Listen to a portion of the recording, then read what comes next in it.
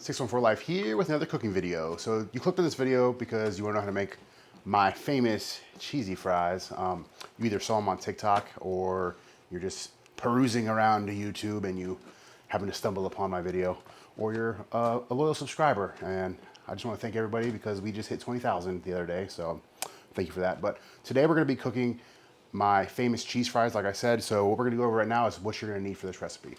So one of the most important things for the recipe is Reynolds wrap non-stick tin foil or aluminum foil or aluminum foil, depending on where you live. You're gonna need some kind of salt. Right here we have pink Himalayan salt. Usually we use kosher salt, but I ran out and I was literally just at the grocery store and I forgot to buy it. So any kind of salt will work. Cayenne pepper.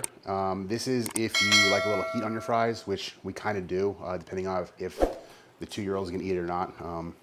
She probably won't eat today, so we're gonna put some cayenne in there. Some granulated garlic. All of the spices that we use are from the Frontier Co-op company, which is the maker of Simply Organic, which is this brand. So these two are actually made by the same people. We have a wholesale account set up with this company, so we get these spices pretty cheap. Some ground black pepper. You can have coarse if you want or finer. We're using coarse today.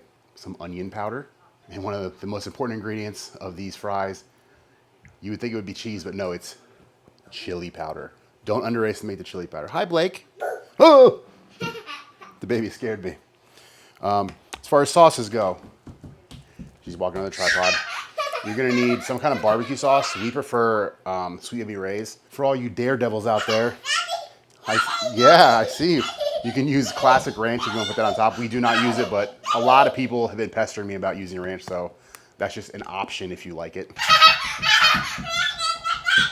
You're gonna need some kind of oil for the fries. We use, don't touch that.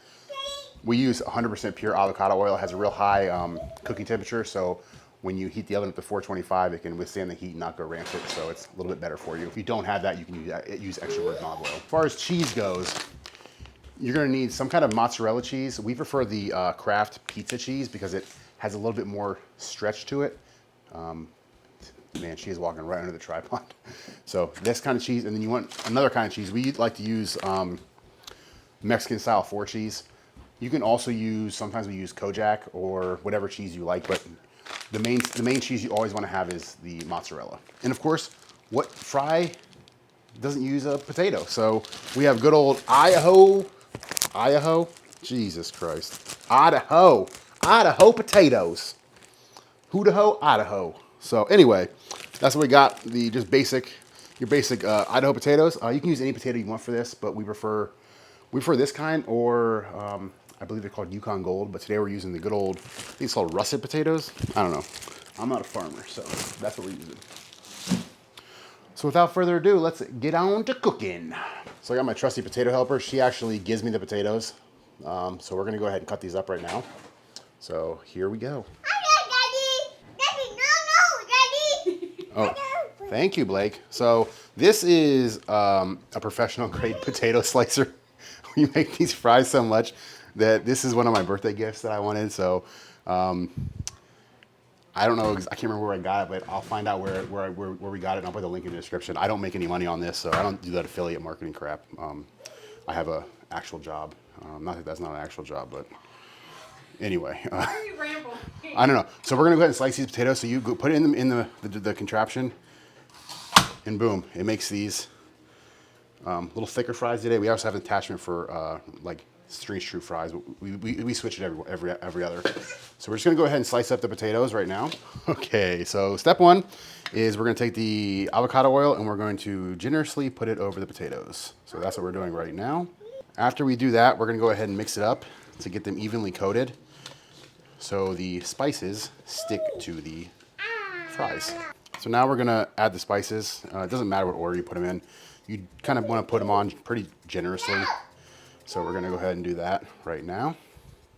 Black pepper, chili powder. I like to put more chili powder than anything, just because it really brings the flavor out. And again, the cayenne pepper. Put as much or as little as you want. You don't put it on at all. It's just if you like heat. Onion powder, granulated garlic, and salt. This salt is gonna come out fairly quickly, so we're just gonna put it in our hand and go like that. Then we're gonna go ahead and mix that up like this, kind of flip it over, and repeat the last step we did with putting the spices on. So the next thing you want to do is put the tin foil onto the pan, and we're going to pour the fries on and preheat the oven to 425 degrees Fahrenheit. Bake. Just make sure you kind of spread them out evenly, like so. Okay, now that the oven's preheated, we throw the fries in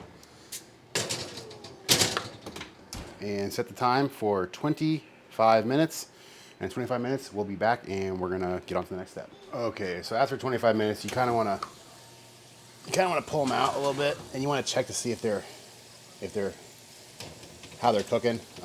These still need a little bit more time. Kind of poke them with a fork, and if the fork goes in fairly easily, they're done. So they're not quite done yet. So what we're gonna do is we're gonna put another 7 minutes on, and it should be done in 7 minutes for the next step.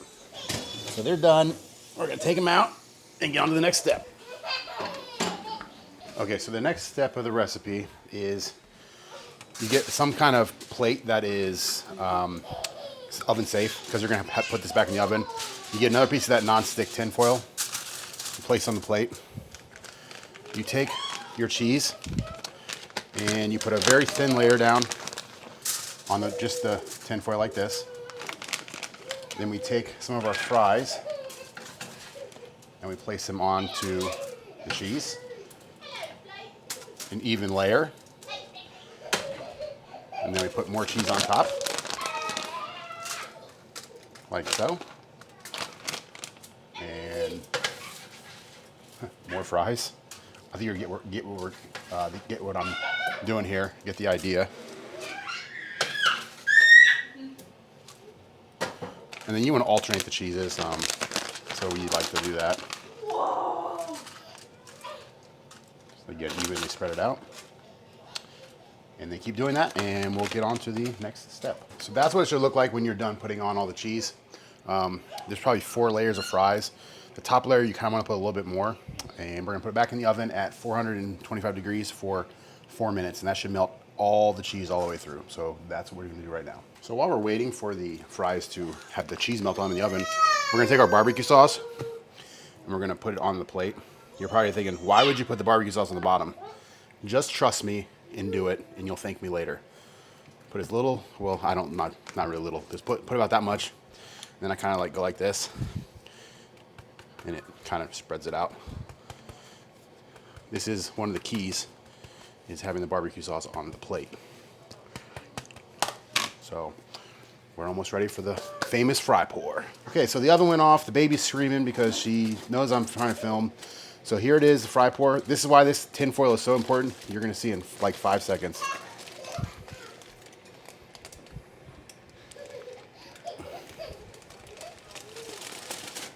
Boom. And that is how it is done.